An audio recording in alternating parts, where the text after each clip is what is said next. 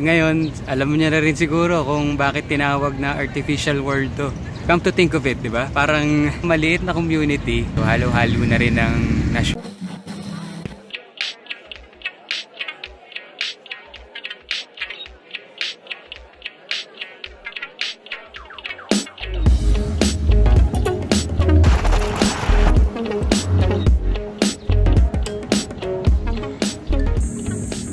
Ito na nga.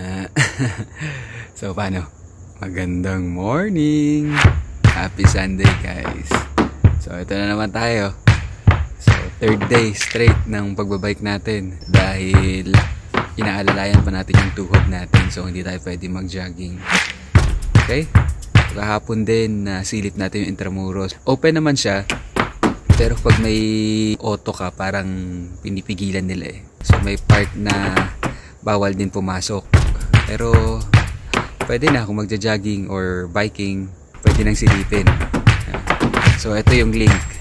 So I encourage everyone na maglaan tayo ng oras sa pag-ehersisyo natin. Okay? So paano? Takbo na tayo. Let's go!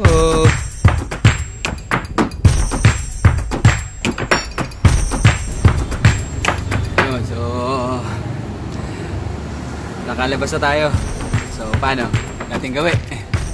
Mask on. Mask on para safe. Plano natin for today, silipin natin yung artificial world. Kung kahapon, nasilip natin, medyo makaluma. Ito naman yung mundo ng mga makabago. Hindi. Tawag dito. Ito yung lugar na medyo modern.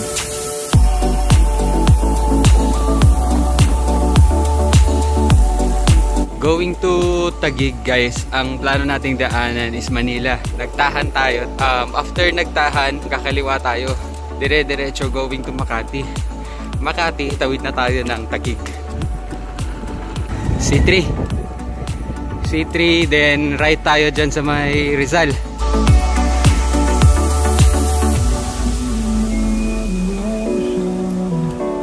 Dito na tayo, Dimasalang, sa may Dangwa, lugar ng mga bulaklak. So magle-left tayo sa Lacson. Diretsuhin na natin tong Lacson. Going to Nagtahan tayo. So second time natin sa Nagtahan, aakyat ng bridge. So, kayang-kaya na natin yun. Yun o. Nagtahan bridge na tayo. So pagbaba ng Nagtahan bridge, kakaliwa tayo. Going to Makati. Shortcut yun.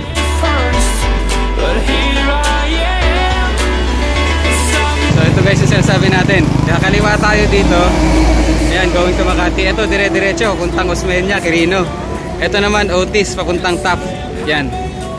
Ito, nakakaliwa na tayo. First time natin dadaanan to guys, using bike. Pero dati dumadaan ako dito pag pupunta ng Makati. Traffic na rin dito sa area na to. Lalo yung pagdating mo dun sa may Patiheron, sa may Santa Ana. Santa Ana ba yun? Or Pandacan, yan, Pandacan. Traffic na rin dyan.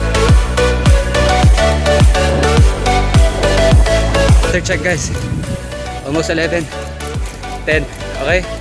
Sarading kalsada guys. Hindi tayo na-inform. Para tayong nagtitrail nito. Wala, pinasok ko na, nagpaalam na lang ako sa guard. Wala akong ibang daan eh. Ito lang ang daan na alam ko. Kaya sinaga ako na. Putik lang guys. Putik. Ayun, nakalusot na tayo. Putik lang. Para ka nag-trail eh. Practice na rin. Yun lang kasi alam ko na daan. Anyways, dito na tayo. Let's go!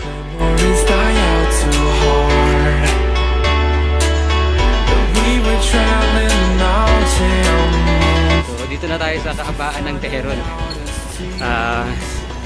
Dire-diretso lang to. May labas dito ng Pamakati. Hataw-hataw tayong konti. Kasi according to mapa natin, parang mas malayo to. So if you want something to hold on to, gotta find it first. But here... Makati na tayo guys. So binabaybay natin ngayon yung Chino Roces. Chino Roces. Etong Kalayaan. Kakalagpas lang pala natin ang Chino Roces. Intersection ng Kalayaan tsaka Chino Roces. Yung Chino Roces, yan yung dating Pasong Tamo. kung tawagin nila. Ang plano natin is magbubundiya na lang tayo. Yung bridge na yun, Buendia, patawid ng Kalayaan. May lusot na yun ang BGC. Kilometer check, 14 galing sa atin. UE Caloocan, from here Kalayaan, Makati. Ingay oh. Ingay no? Biset! Ang ingay. Storbo sa pagbablog eh. Akala siguro nila cool sila pag gano'n ano. Ingay sakit sa tenga. Ito guys yung Century City o yung Century Mall. Hindi pa tayo nakapunta dyan eh. Dadaanan lang natin lagi. Pero okay daw dyan eh.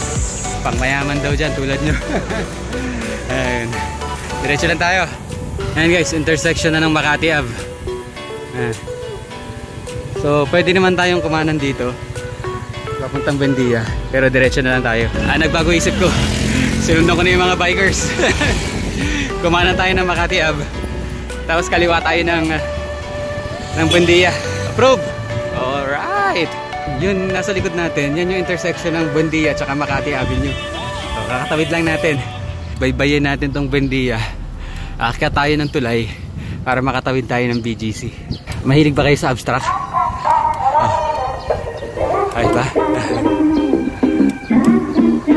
Ano kaya ibig sabihin dyan? Parang yung papel, origami ba yun? Nanilukot. Gagawin sanang parang ibon-ibon, di natuloy. Ayun yun eh. Ito guys, so sa paanan na tayo ng tulay. So good luck. Medyo mas mataas-taas to ng konti, tsaka medyo delikado dito.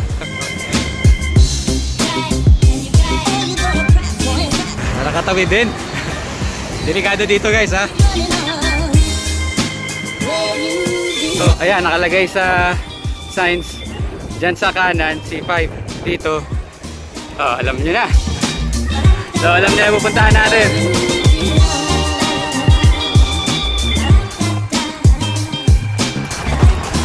BGC bound guys, BGC. Sarap oh, kala mo exclusive sa atin yung daan oh. Oh. Diba? Talagang ano to eh, pinaabangan tayo. Sabi wag muna daw silang dadaan dahil parating tayo. Grabe, hirap pumadyak. So paano, finally we're here. Dito ko kayo itutour ngayon. Silip-silipin lang natin. Medyo naliligaw din ako dito eh. Sinalubong pa tayo ng bike lane ha. Pinaghandaan tayo.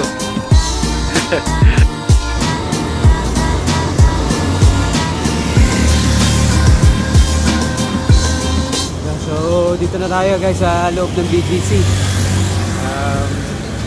Ikot-ikot tayo, samahan nyo ako. Okay? So ang gagawin natin, didiretsuhin lang natin to. Pag galing dun sa tulay, dire-diretso lang tayo hanggang masagad natin yung market. Tapos iikot tayo, pakanan siguro. Dito lang ako dumadaan sa sidewalk.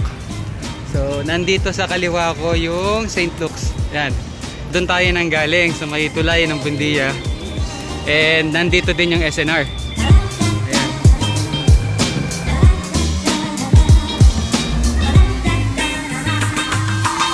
Ito yung sinasabi ko sa inyong artificial world. Then narinig ko lang yan dun sa sister-in-law ko na nakatira dito. Or tumira pala dito dahil doctor yan dyan sa St. Luke's eh. Tinawag lang niya ang artificial world kasi tawag nito. Nung time na nagkaka-brownout na sa Manila at saka dyan wala ng tubig bago tong pandemic, sila okay pa rin pamumuhay nila rito. May tubig sila, hindi sila nawawala ng kuryente.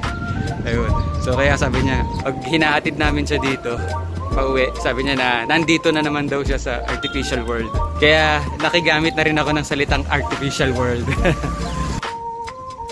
Ang ganda ng bike lane nila, di ba? Ayan ang bike lane. May color pa oh.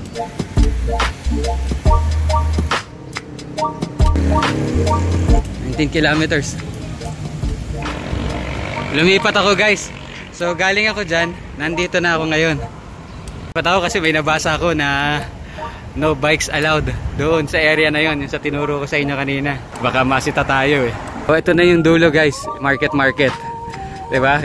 Gumababa tayo ng tuloy ng Buendia hanggang dito, dinire-diretso natin. Ngayon ito na yung lumabas, market. Tapos kumana na tayo dito, ikot tayo dito sa may right side. Yun, sa may High Street. Ayan, nakikita nyo yung white na may Samsung sa ibabaw. So yan yung SM Aura guys.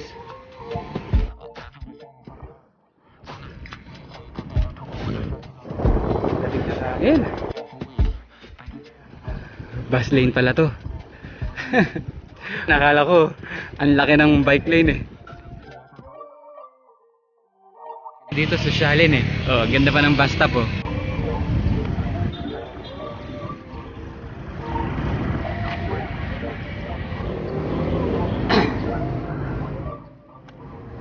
So, naikutan ko yung pakanan lang. Sinilip natin yung SM Aura tsaka yung market. Ngayon, silipin natin yung High Street. Ikot tayo. Dito tayo sa may malaking BGC. Sa may corner ng, hindi ko kabisado to kung anong street to eh.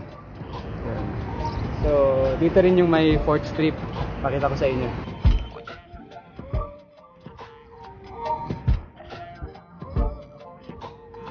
Ayan, so okay dito.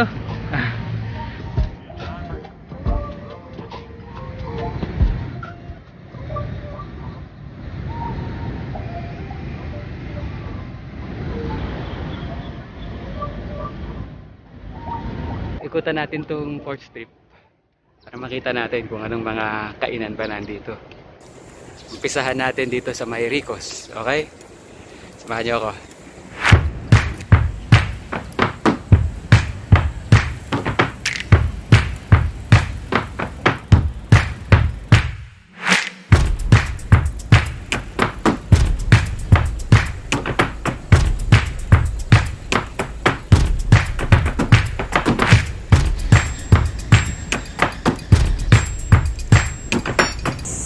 Sarap din tumakbo dito. So,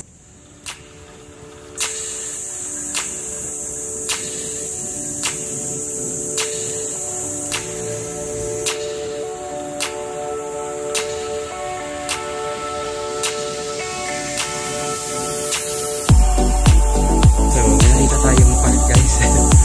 Kaya sabi ko silip muna tayo. Tingnan natin kung ano meron dito sa park.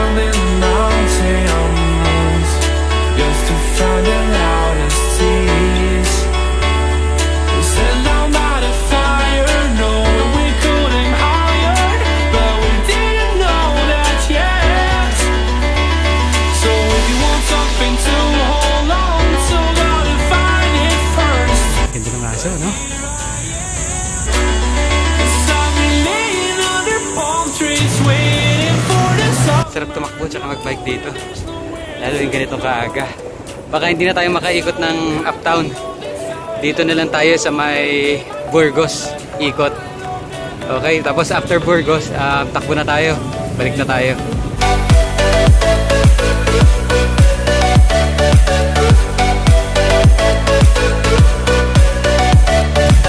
Ganda ng motor oh, diba?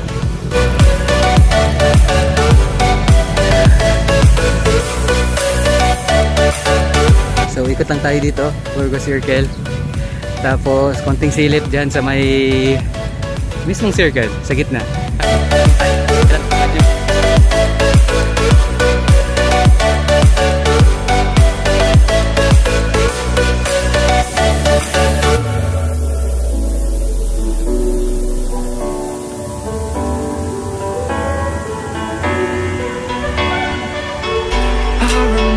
Magandang idea yung naisip natin kanina.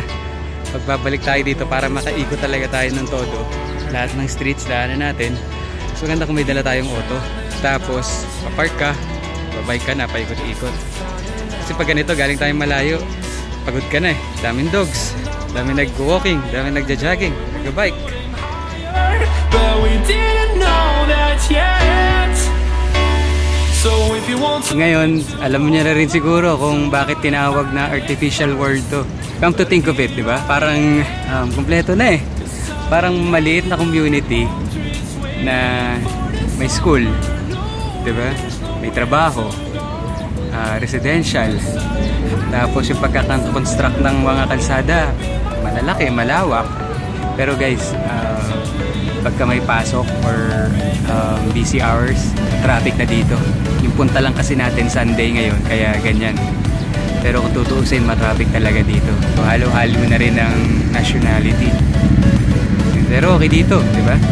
Ito na eh, para mangyayari, kung nakatira ka dito, dito ka nagtatrabaho, kung may negosyo ka dito, diba, mas maganda, kung may negosyo ka dito, dito ka na lang sa loob ng community na to. May supermarket, may malls. May ikot-ikot ka na lang dito. Halos hindi ka nalalabas. So sana sa ibang area magkaroon din ng mga klaseng ganitong community. Para yung ikot ng volume ng sasakyan sa kalsada, halos naka-concentrated na lang dun sa isang lugar. Ayun. Tsaka hindi lang dito sa NCR. Sana i-develop din yung other areas like Cavite, Laguna, Pampanga, lalo San Fernando guys. Sana marating din natin yung pagka kayang-kaya na natin mag-build up ng mileage. Okay din dun. Parang maraming dinidevelop din dun na area eh. Ayun. So paano? Takbo na tayo. Let's go, let's go.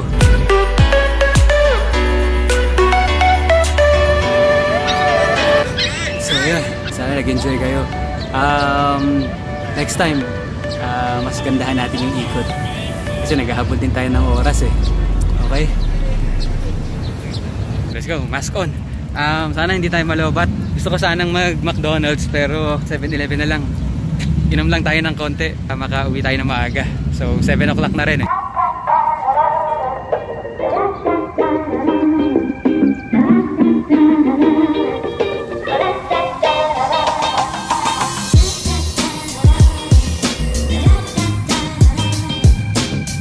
McKinley tayo. Tapos Ayala. Ay sus, mali. McKinley nga pala. Lalabasan ako ng video. Ayun, kaliwa tayo dito. Tapos kaliwa ulit tayo. Balik tayo. Going to McKinley. Let's go, let's go. Mamaya suot na natin yung arm sleeve natin. Kung may mahihintuan tayo. So from here, magra-right tayo sa McKinley. Tapos dire-diretso yung McKinley. EDSA na yun.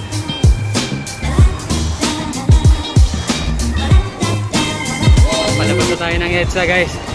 Tatawid tayo going to Ayala. Babaybayin natin yung Ayala Ave. Tapos magra-right tayo ng Makati Ave. Tapos yun, dire-diretso yung Makati Ave. May lagusan yun, napuntang may tulay yun eh. Na tatawid tayo ng papuntang Mandaluyong. Ayun, nag-right na tayo. So ito yung sinasabi ko sa inyo, bridge. Diyan tayo galing. Dire-diretso lang yung Makati Ave. Ito yung lalabasan nun. So para makatawid tayo ng Mandaluyong. Okay? So pagbaba ng bridge, kakanan tayo. Buti dito may bike lane. Dito na tayo, City Hall ng Mandaluyong. Ito City Hall yan, ng Mandaluyong. Pag may 7-Eleven, hinto po tayo saglit para masuot din natin to yung arm sleeves natin. Ayun, so dito, right na tayo dito.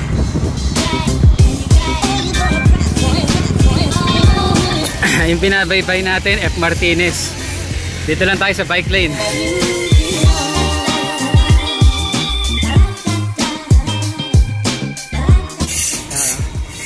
Very good ang Mandaluyong sa bike lane, no?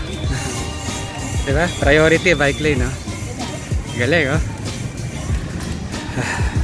Nakakatuwa. Thank you Mandaluyong. So ang labas nito, tatawid tayo ng show. Sa kabila ng show, going to San Juan. So ayun, so dire-diretso lang to guys. Tapos pagka open yung kalsada ng adjacent road nito, didiretso lang tayo. Tapos lalabas tayo sa may Santa Mesa. Ayun, Domingo na tayo. Tapos kakaliwa na tayo dyan sa Araneta. Ano, let's go! Aranets! Ayun, so dire-diretso na to, Araneta Avenue. Okay. Tingnan na ako. 37.6 kilometers. Haba-haba din. Para tayo nag-Molopecia. Sa Irod na tayo dumaan. Tapos dire-diretso. Tapos Mayon. Didiretsoin ko sana yung Araneta. Tsaka Bonifacio na labas eh. Okay. Ayos. Going to Retiro tayo. Sa Retiro kasi may 7-Eleven. Hindi ko na kaya eh. Nagsaging na nga ako eh. Lalo tuloy ako na uhaw eh. Ito oh. May natira pang saging. Ito, may 7-Eleven dito eh. Kasi malapit to sa school ng anak natin eh.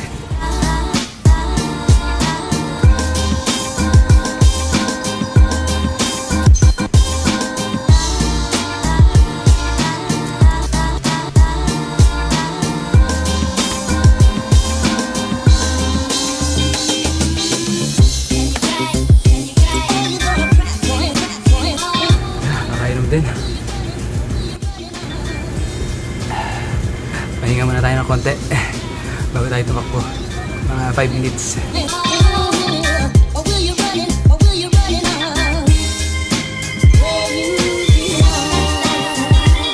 Okay na, we're good. Natagdagan na ng lakas. Pagod ako ah. Medyo malayo-layo ito ngayon. After check, almost 43, 42.8. So pagdating sa atin mga siguro 46 to. Touchdown. Papaalam na ako bago ako malobat ha. Halos naubos yung battery. Magsama guys. Ayun, so nakita natin yung artificial world. Yan lang. So bukas ulit. Nga pala rest day natin bukas. Pahinga muna tayo kasi naka-straight na tayo na 3 days. Okay? Kilometer check. Almost 49. 48.5. Nakapagpaalam pa ako. Palobat na talaga. Bye bye.